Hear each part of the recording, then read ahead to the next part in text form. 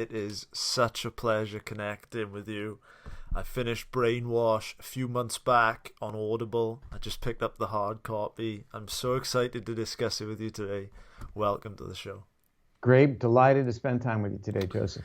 Amazing. So in this book, Brainwash, one of the things which I found so fascinating about it was at the start of the book, you really paint this picture that, look, the cards are really stacked against us in modern life. So I wonder, could we talk about, what are these sort of modern traps that are up against us? Sure. And, I think the book was written sort of in the problem solution kind of mentality. Here's what the problem is, and here's the solution. And we see that's a good formula. Here's the problem, you're overweight, here's the solution, here's some special diet plan, right? And in this case, I think that, in fact, I've never answered this question exactly like I'm going to answer it for you right now.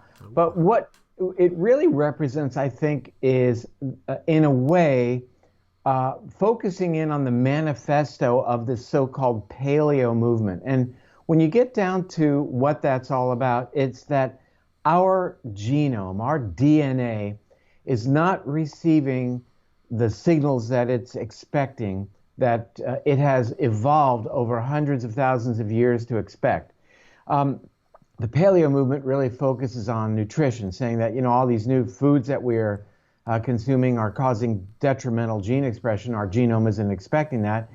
But in a very real sense, all aspects of our physiology are being impacted by our modern world, that we have not evolved to adapt to all of the things that are going on around us. And beyond that, that it's not just passive, it's actually very active in terms of how our brains are being manipulated and ultimately sabotaged. Now, I am not a conspiracy theorist, I can promise you. That doesn't work for me.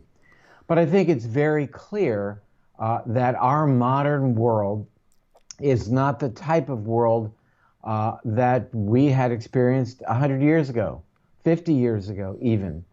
And that some of the programs that have been embedded into our brains that have proven very positive for us in terms of a survival relationship are now being hacked, are now being manipulated. Let me give you a couple of examples. Please. We as humans are social beings. Being social animals, as it were, has really allowed us to not only survive, but to thrive. Division of labor, interacting with others, allows people to specialize in certain things, allows people to look out for each other. And it's how we evolved to live basically in community. These days, that sense of wanting to belong is being aggressively manipulated by this thing we call social media, where we can, by virtue of a click, choose to belong to a certain crowd that has a unique perspective. I'm not saying it's right or it's wrong, but the problem is it offers you a unique perspective that, first of all, caters to your underlying perspective, number one. Number two, tends to lock you in to that perspective, and that tends to distance you from the opportunity, if you will, to experience the perspective of other people, of other individuals that may be perspectives, for example, that are not places you might go, places that you might find uncomfortable. And that is unlike the human experience. We've always lived in what's called the agora, the marketplace, where ideas would be shared and new ideas would be formulated based upon looking at the perspectives of other people. So we know that that's one of the important downside ways that our consciousness and awareness, and certainly our attention, has been manipulated. And beyond that, we know that our attention, where we spend our time in terms of our digital experiences, is very valuable for others. It's very valuable in terms of marketing things, products and services that we may or may not need. But where we park our eyeballs has great value to others, and how our attention is manipulated by others may not necessarily be in our interest. So, that is a profound detriment, I believe, for us. it becomes very addictive. We know that here in America, the average adult spends more than 6 hours a day in front of one screen or another, be it their tablet, their smartphone, their television, what have you. And not only does that cater to what we've just talked about, but it's been said, Joseph, that when you're doing one thing, you're not doing something else. And you're not doing the things that we talk about later in the book, that you and I will talk about later in our time together, that are really important for our health, both mental and physical health, like eating right, like preparing meals, like exercising, like interacting with other people, getting out in nature, sleeping appropriately, and even meditation. All of these things tend to nurture better health, a better brain, better mental health, and tend to rewire the brain, basically wash the brain, hence the title of the book. Mm-hmm. So fascinating. I suppose you took one in the book that 6 hours a day, I mean, over a lifetime, I think, do you say that adds up to, is it 22 years of life lost? It's really quite incredible to consider that, some people, maybe 5% of the population, 3 to 5%, depending on the definition, actually qualify as having what is called internet addiction. Internet addiction is associated with as much as a 4-fold increased risk for suicide. And we're talking about a lot of people. We're talking about a 250 million people, which is 5 times the population of Great Britain. So it's a lot of people that are rewiring their brains based upon the time they are spending mindlessly on their digital platforms. Now, I am not going to say that all digital experiences are bad. We wrote that book that you have in your hand based upon our unlimited access to information, but it's the mindlessness. And, we talk about in the book partitioning off your time in terms of what you dedicate to accomplishing a task that you want to accomplish when you go online. So we created an acronym called the Test of Time that you can be using while you're online. T is time. How much time do you dedicate to exploring what you want to explore? I, is it intentional? What is your intent? What is your goal? M, is it mindful? Is your online experience mindful? Are you remaining with the program, keeping focused in terms of what it is you wanted to accomplish? Because we know that there are incredible efforts while you're online to pull you away and lead you down a rabbit hole. And, next thing you know, for your half an hour of wanting to explore something, 3-4 hours have gone by. And finally, the E in time, T-I-M-E, is enriching.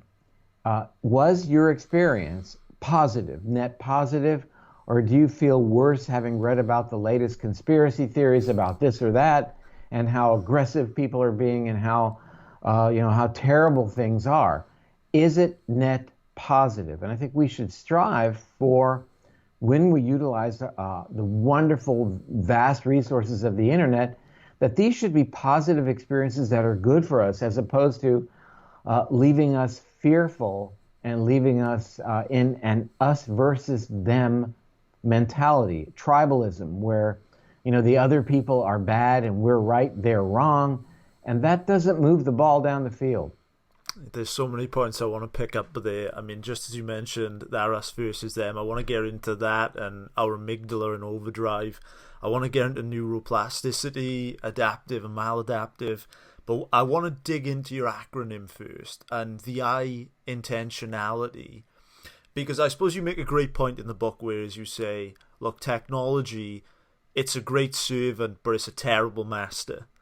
And just on this sense of intentionality, would just one tip straight away be sort of saying, okay, if you're going to watch an episode of Netflix, before you end up getting into the loopholes at the end and into that dopamine-driven experience of just setting a time for how long beforehand, is that an example of intentional social media consumption? Write it down.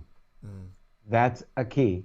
I mean, it seems silly, but actually take a pen or pencil and something called a piece of paper.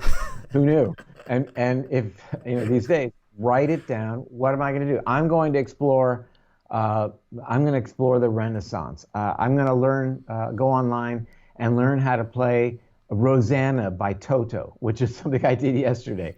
And that was my intent. And there were pop-up ads to learn other songs and to take me who knows where.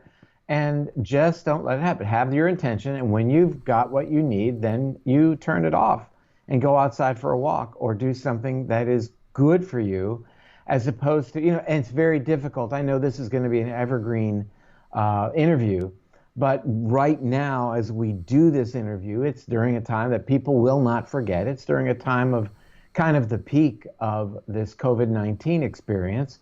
And there is, for many people, there's a lot of time to fill in terms of, if they're working from home or not working or whatever. And there are things that we can be doing with time. It's the most valuable resource we have. If you ask somebody at the end of their lives, what do they value most? And I can assure you it's not the number of likes they had on their Instagram posts. It's the amount of time that they got to spend with the people they love. So time is exceedingly valuable. And I think that during this experience that we are currently having, it can absolutely be less valued. And it only, I guess physicists can argue this point, but in real life, it seems to move in one direction, Albert Einstein notwithstanding.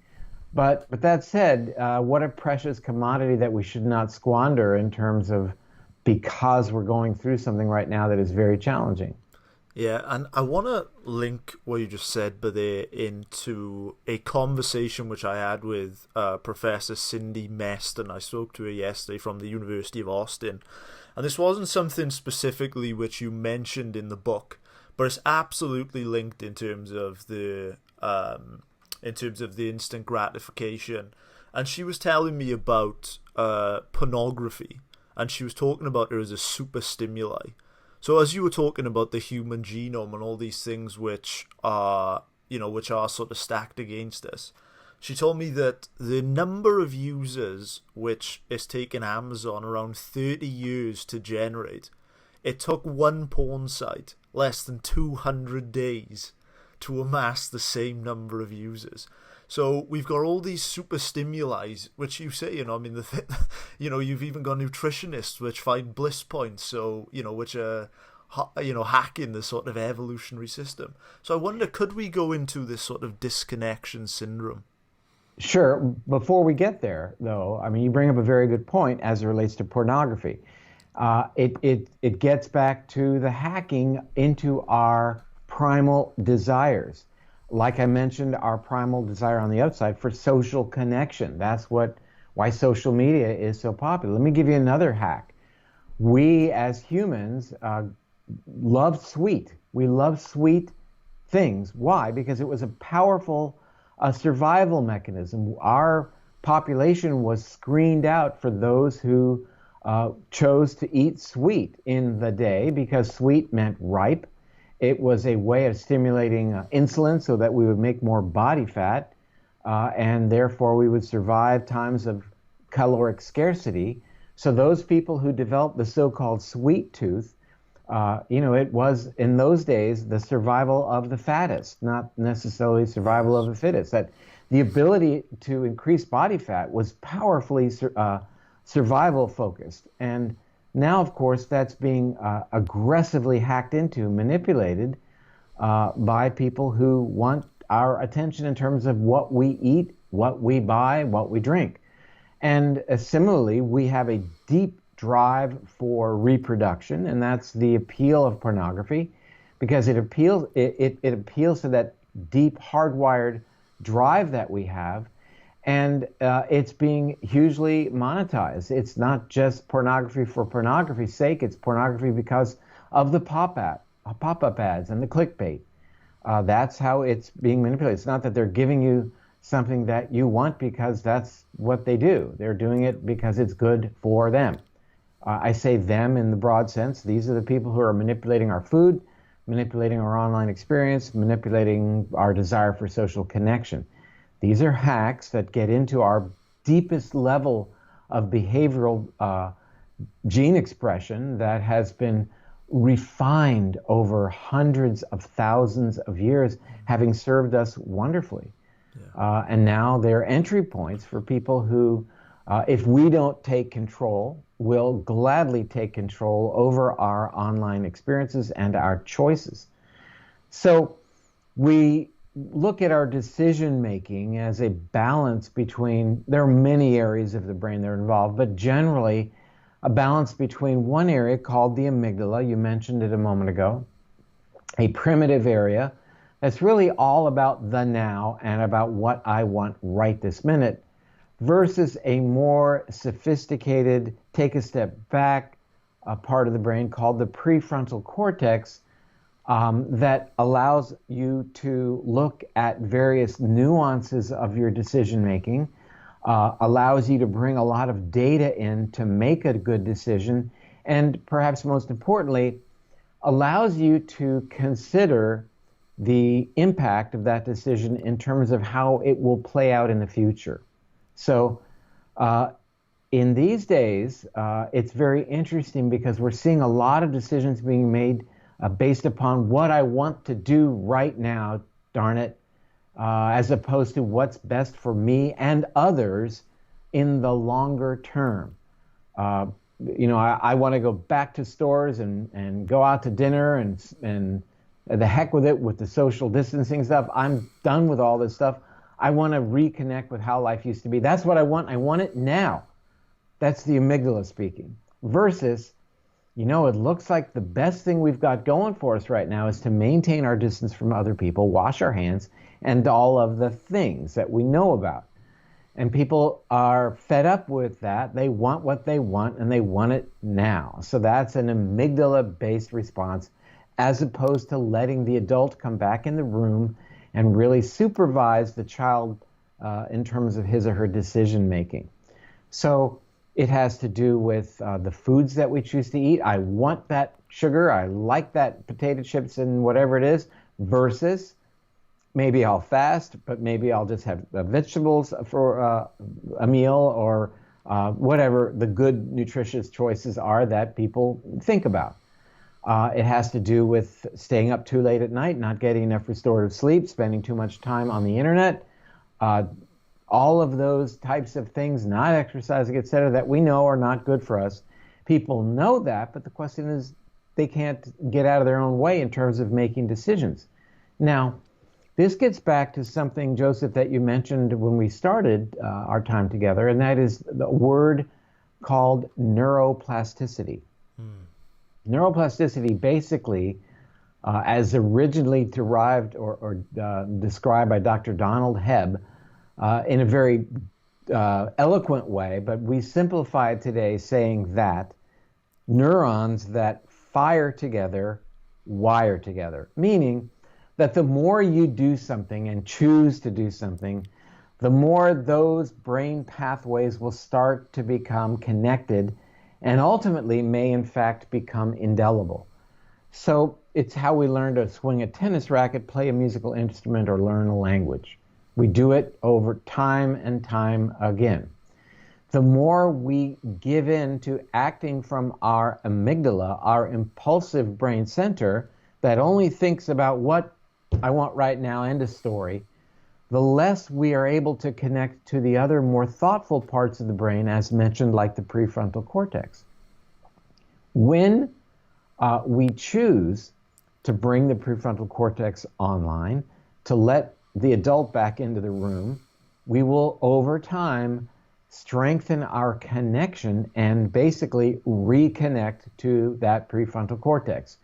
When we're not connected to the prefrontal cortex, that is what you had mentioned, disconnection syndrome.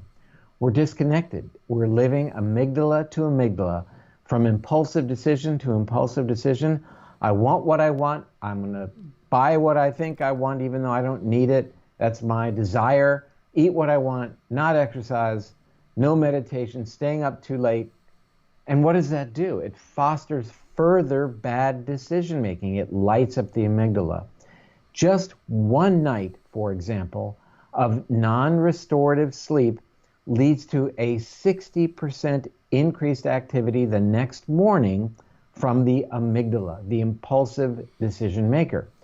If you've ever had to or chose to be up all night, I mean, I certainly have done that so many times in residency training, and even at, being up all night at the hospital, the sick patient, you name it, decision making the next day is not necessarily great. Even as it relates to the foods we choose to eat. People who chronically don't get enough restorative sleep eat at an average of 380 more calories a day, Wow. which means a pound of body fat each week. So you can see that tends to accumulate with time. The more body fat you have, the less restorative sleep you will have, the more sleep issues you'll have. Sleep, obstructive apnea, all kinds of things happen the heavier you get. That creates even worse decision making the next day, continuing to eat the bad foods, not getting the exercise, spending more and more time in front of the screen, and it becomes a very vicious cycle. So using the platform that we've discussed in Brainwash, now we are working with a team of doctors, physicians, to incorporate into their learning program the utilization of these principles so that they can be more successful in terms of outcomes with patients. We as doctors do everything we can to learn as much as we can. And then we do our very best to communicate that information to our patients. But what happens most commonly where the system breaks down is not that we didn't learn enough, not that we didn't do our best to transmit the information, but it's the execution. It's the acting on the information on the part of the patient is where the ball gets dropped. And we've never focused on that. We've never focused on what is their decision making like. Why are they making the wrong decisions? We point fingers at those patients. Why didn't you stay on the diet? Why are you not exercising? I told you to do this and I'm the doctor. And it's pointing a finger, it's blaming. That patient goes home, looks at himself or herself in the mirror and says, damn it, why? That doctor's right. I am a failure. Why can't I do these things? And what we describe in Brainwash is it's really not their fault when you think about it. That the world is conspiring to keep us away from making good decisions, to lock us into the amygdala and disconnect us from the better decision making. So what we're working with these doctors on is, number one, helping reconnect that disconnected brain, helping reconnect patients to first the ability to make better decisions. So the first time you see a patient who's significantly overweight and maybe diabetic, high blood pressure, all the chronic degenerative conditions, that in the first visit, you're not talking about the diet and the exercise, which is surprising. Because darn well it's likely not going to happen. 60 to 80% of the information you give to patients is not acted upon. What we're training physicians to do is, first time around, let's create a program to bring the decision maker back online. Let's get reconnected to the prefrontal cortex so that what we might do with that patient for the first week is, look, we're not going to change your diet. We're not going to say you need to walk around the block 3 times. Forget it for now. We'll get there. And diet is fundamentally important. But oddly enough, what we're going to focus on for the next week or 2 or 3 is, let's talk about your sleep. And what we're going to do is work on your sleep hygiene. We're going to say no caffeine after 2 p.m. Blue light needs to be avoided after dinner, computer screens, phones, etc. If you have to do something on the computer, a conference, whatever, you'll wear amber, blue blocking glasses. Just work with your lifestyle so that you get a better night's sleep. Why? Because that's a fast-track way to get to better decision-making. That way, when that patient comes back after several weeks, he or she is now prime in terms of now following through with the dietary and exercise and other recommendations that we might make, So really trying to target the fact that patients are not making good decisions and really trying to offload the self-blame where they go home and say, I'm a terrible person. I know what to do and I cannot do it. And I think it's so important that we take patients to a place of getting rid of that self-blame, and they realize that, as we said earlier, the deck is absolutely stacked against them. I love that we are touching on this idea that you know, it's exactly what you talk about in the book, where, you know, you say, look, regardless of your habits, by sort of getting that wheel spinning, right, by good decisions will beget more better decisions, and it keeps the ball rolling. And Right. I'd love to A feed-forward cycle. Yeah, absolutely, yeah. And you know, one of the things in the book which you talk about is just on this idea of sleep. I mean, if anyone wants to know just about the potential negative aspects, I mean, you detail in the story that you were in residency working perhaps 30-hour shifts, and you started suffering these terrible health conditions from that. It was a rough year. I mean, we would go home around 8 o'clock at night, and then we would start the next morning at around 6:30 or 7. We'd work all day. We would work all night, nonstop, and we would go home then the following evening around 8 o'clock at night. And it was really challenging. I mean, I recall one time having to retract 2 lobes of the brain, holding retractors, so that my attending physician could take out a small area of the brain. It was a patient actually with epilepsy, and I was doing this at the end of a 36-hour shift, and I was hallucinating. I was looking down at this person's brain.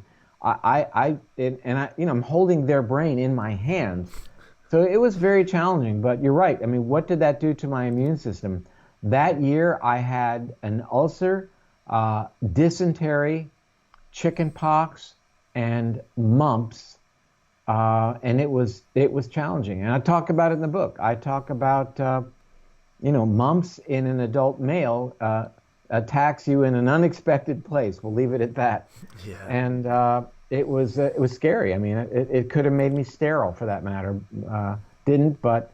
Anyway, so these are kind of diseases of opportunity based upon a weakened immune system. And I think that everything that we're hearing today and we're thinking about is about our immune systems, isn't it? A robust, active immune system will help us resist being infected with viruses, but should we become infected, a balanced immune system won't necessarily create this huge abundance of these chemicals called cytokines that can be lethal. So we really need a healthy, balanced immune system. And one of the most important, people say, what is the best supplement that I can take for my immune system? And I say, oh yeah, unfortunately it doesn't come in a pill. It's called sleep. Get a good night's sleep, restorative sleep. That would be the most important thing. You know, people are talking about all kinds of supplements, whether it's andrographis, vitamin D, zinc, vitamin C, sambucas, you name it. Good ideas. I mean, I actually take all of those, but nothing compares to a good night's sleep in terms of catering to your immune system. And I will say that, a balanced immune system goes a lot further than just helping you deal with an infectious agent. That we now recognize that this concept of what is called immunosenescence, or the aging of our immune systems, is front and center as it relates to things like chronic degenerative conditions, obesity, diabetes, high blood pressure, coronary artery disease. These are all fundamentally being played out by imbalances in the immune system because it's becoming less responsive, becoming more senescent or more aged. And how intriguing it is that those 4 things that I just listed are powerfully related to bad outcome as it relates to having a viral infection with COVID-19.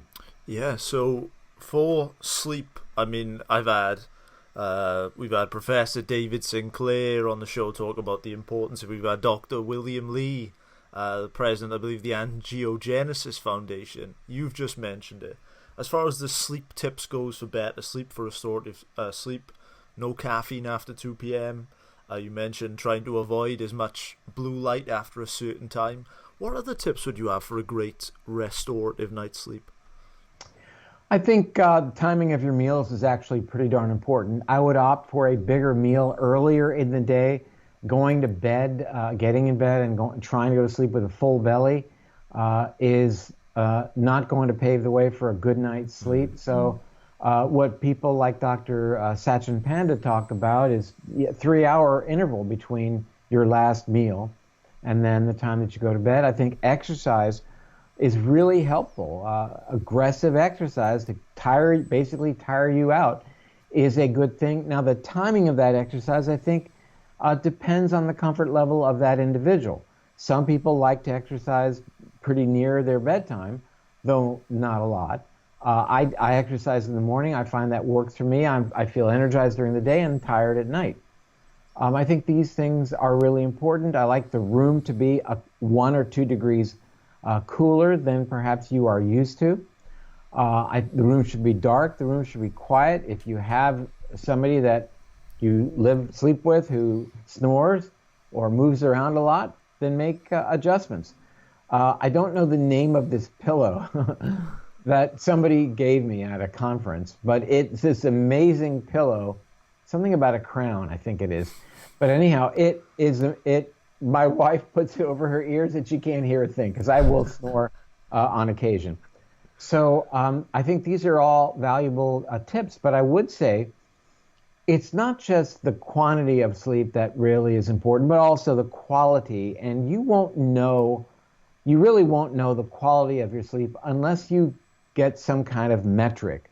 Now, you can go to a sleep lab and have a formal polysomnogram, but it's a little bit wonky to be in a sleep lab and then try to have a normal night's sleep. So I use what's called an Oura ring, O-U-R-A, and I wake up in the morning and download that data into my smartphone, and I get the length of time I was asleep, how long it took me to fall asleep, plus the amount of time I spend in each of the various stages of sleep. That is very important, particularly REM sleep and deep sleep.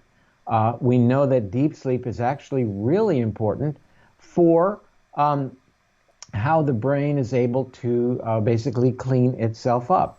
The glymphatic system is a recently discovered system in the brain that is involved with basically clearing the brain of its debris. And that has a role to play in terms of the activity in the brain of certain cells called microglial cells, which takes us right back to our discussion of immunity.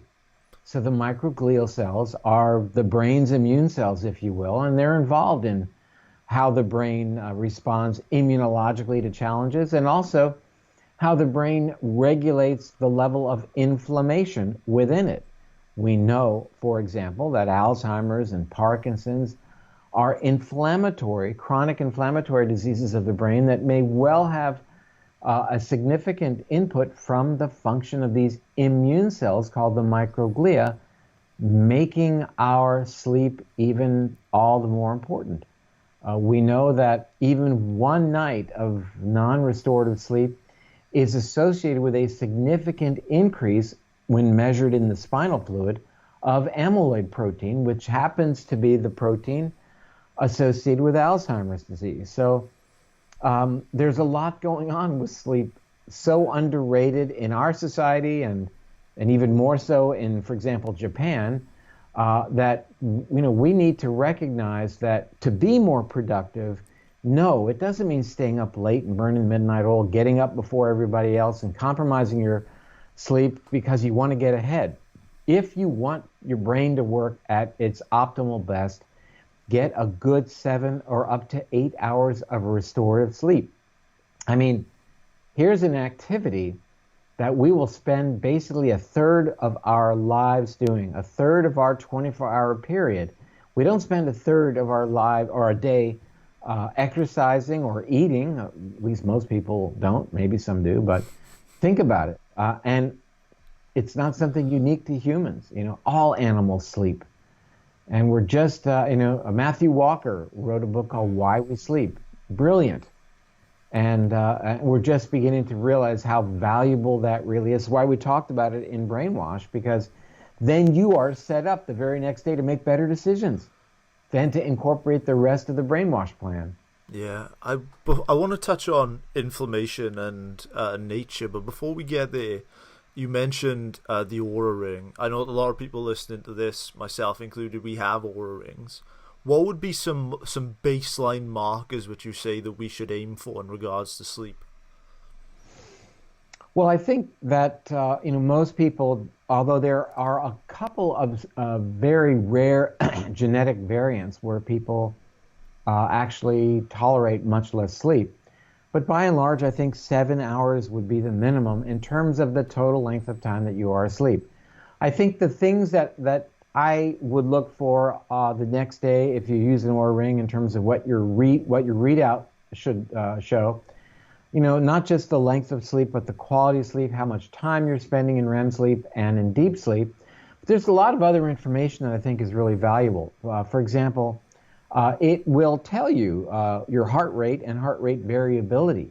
And these are really important parameters that have to do with your ability to be responsive to stress, to adapt to stressful experiences.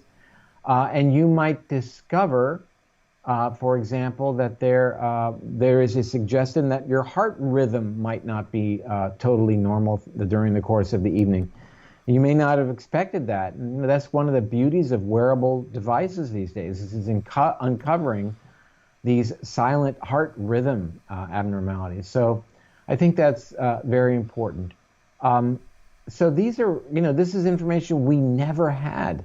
And to be able to wake up in the morning and know how you slept allows you to make modifications, because there have been early on times when I first had my Oura ring that I would sleep for 8 hours, but yet my time in deep sleep was not where I wanted it to be. And I had to make various adjustments to make that happen. And it was perhaps most importantly, moving my my time of eating to an even earlier event. And that had a significant effect.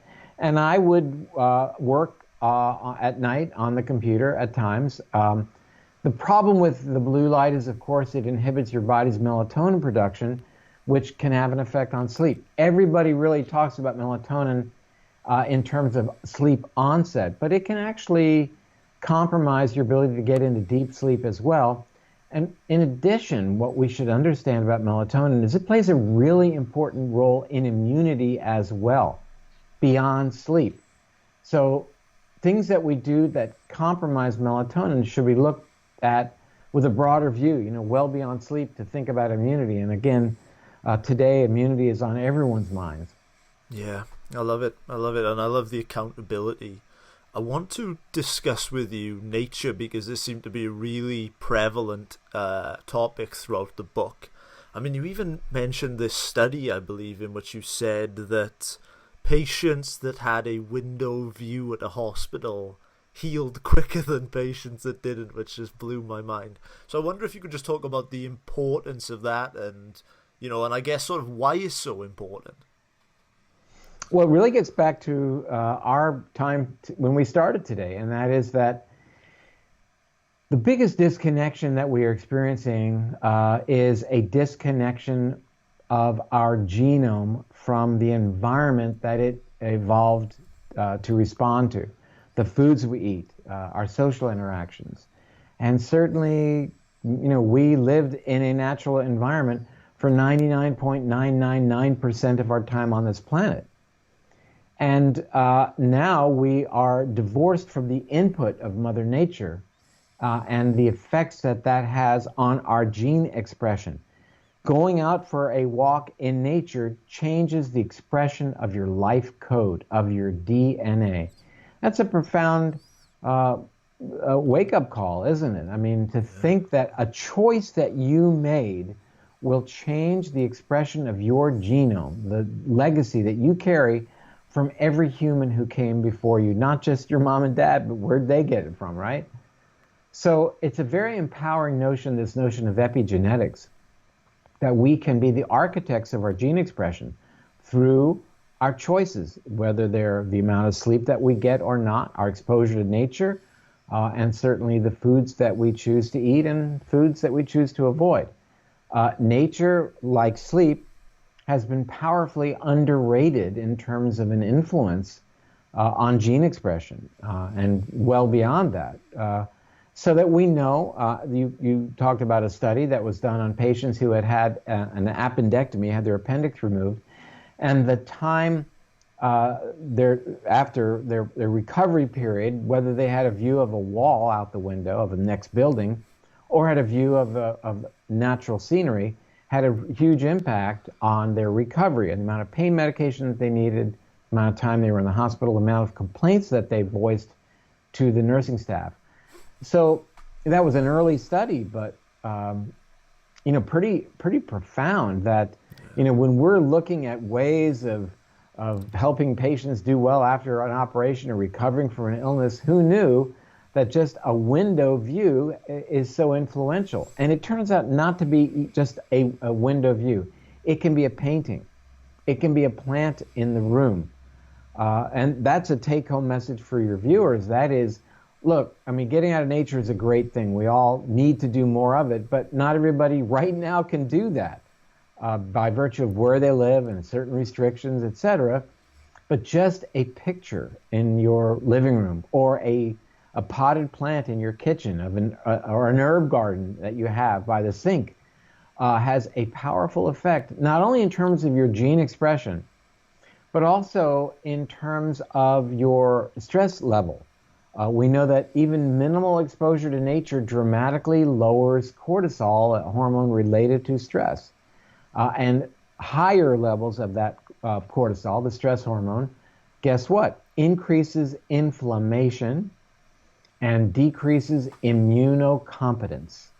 So the surefire way then to compromise your immune system is to stay inside, stay on your computer late at night, not get enough sleep, and you are setting yourself up for really a non-functioning, not an adequate, not an optimal functioning immune system, which right now we need more than ever. And again, our lifestyle choices are paramount in terms of whether our immune systems are going to respond appropriately when our immune systems are challenged or not. It's not that we're taking a drug or not taking a drug or this or that. It's mostly what we choose to do in terms of day-to-day choices. Yes, and let's talk about some of those day-to-day choices. I want to pick up on, so you're a neurologist, I want to pick up on some potential foods which we could take in regards to the moving towards what we want. So I know in the book you talk about foods like avocado, you talk about foods like salmon. What would be perhaps maybe 1 to 3 really net positive foods which we could eat for brainwash? It's a tough call. I love to eat, and I've been doing a lot of cooking and growing a lot of food. But I think I would have to put on the list of top 5 certainly would be olive oil. Profoundly effective food in terms of helping with inflammation, giving your body good fat. Now, there was a time a few years ago where you were not allowed to say the word good and the word fat in the same sentence. Yeah. Think of how far we've come. I'd say the next would be any of the foods that are high in what is called prebiotic fiber to nurture our gut bacteria, like garlic, onions, leeks, jicama, which is Mexican yam, Jerusalem artichoke. I think the cruciferous vegetables are really, really helpful, not only because of their fiber, but because of their ability to activate a certain pathway called the NRF2 pathway that helps us with inflammation, helps us reduce the damaging effects of chemicals called free radicals, helps us with detoxification. I am not a vegetarian, though we do opt for 1 meal a day to be plant-based now, and we can talk about that in a moment. So I do have animal protein in the form of eggs or salmon. Rarely I'll have some grass-fed beef and some free-range chicken. So I think these are, kind of the core. I think if you're going to look at your dinner plate, what you should look for would be mostly colorful, above-ground vegetables. Now, if you want to add to that animal protein, that is, of course, your choice, and lots of olive oil. Olive oil is on almost everything I eat. I can't think of something I would not put olive oil on, frankly. Good, high quality, extra virgin organic olive oil. I eat probably more than a liter a week.